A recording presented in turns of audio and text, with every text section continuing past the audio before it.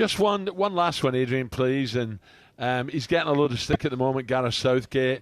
You would have been bitterly disappointed with that Hungary result. Been a proud Englishman. What about Gareth? They cannot change it before the World Cup.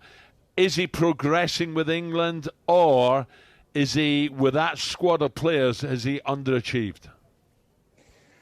In the Nations League, he's definitely underachieved, but that's with a caveat of him saying it's experimental and he's using this as a build-up to the World Cup. So if people take all that on board, then I think the reaction would have been less severe. People didn't like the way we played. It was terrible. Some of the selections were odd. Some of the substitutions were even odder. So, of course, he's under scrutiny. He's an England manager. And 4-0 at home to Hungary. And listen, somebody had a go at me yesterday for saying Callum Styles in the Hungary midfield plays for Barnsley. But it's a reality. He does play for Barnsley.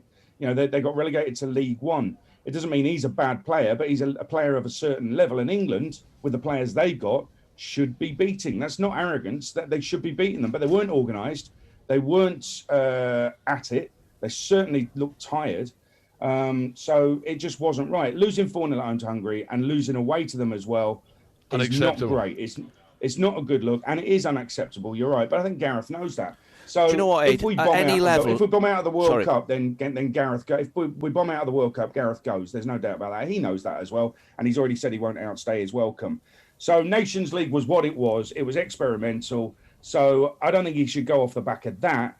But that was unacceptable, and it's been a harsh kick up the backside for him and the players, I think.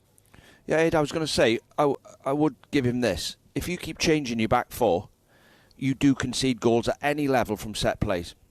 They're not all in sync. You lose goals from corners, you lose goals from free kicks. In my experience, once you keep changing that defence, it's hard to get them organised in 3 days. You know, sometimes it can take months to get them in sync, and that you lose goals. Absolutely right. And don't forget he changed the keeper halfway through as well. So, yeah, you're right. Communication, certainly at set pieces, defensively, absolutely everything. But, you know, I look at, say, somebody like Declan Rice started 3 games. He was excellent, actually, one of the few positives, and then didn't play in the 4th one, which was respectful to West Ham. But Jordan Henderson wasn't even there. Now, I'm thinking to myself, hang on a minute, is Jurgen Klopp picking the England team? Because, you know, we could have done with him playing a couple of those games, giving the likes of Phillips a little bit of a rest after injury, giving Rice another little break, and maybe the midfield.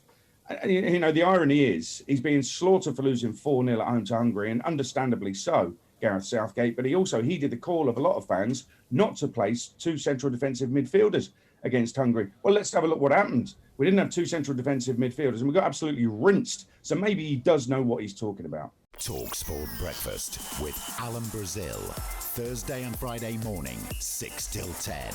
On AM, on DAB, via the talkSPORT app and on your smart speaker. talkSPORT.